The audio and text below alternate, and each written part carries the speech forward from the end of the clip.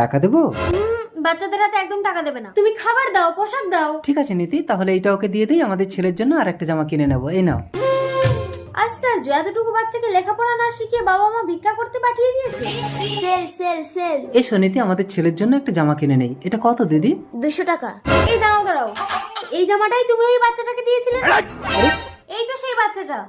তার মানে একটা ছোট্ট বাচ্চাকে দিয়ে ভিক্ষা করিয়ে একই জিনিস বারবার বিক্রি করে মানুষকে ব্ল্যাকমেল করছেন। ওর এখন লেখাপড়া করার সময়, আপনাকে আমি পুলিশে দেবো। ও দিদিমণি, ছোট লোকদের সাথে মুখ নাড়লে কি হয় জানেন তো? চলুন ফুটুন এখান থেকে। চলো নীতি। এখন আমি চলে যাচ্ছি, কিন্তু আমি পুলিশ নিয়ে আসবো। ছাড়ো না নীতি, কেন ফালতু ঝামেলায় নিজেকে জড়াচ্ছ? হ্যালো। তোর বউকে বলে দে বিষধর সাপের লেজে পা দিলে কিন্তু ছবল খাবে। এই তুই বিষধর সাপ হলে আমি ভয়ঙ্কর বেজি রে। হ্যালো হ্যালো, ফোনটা কেটে দিল। স্যার স্যার স্যার দাঁড়ান। কি হলো ম্যাডাম?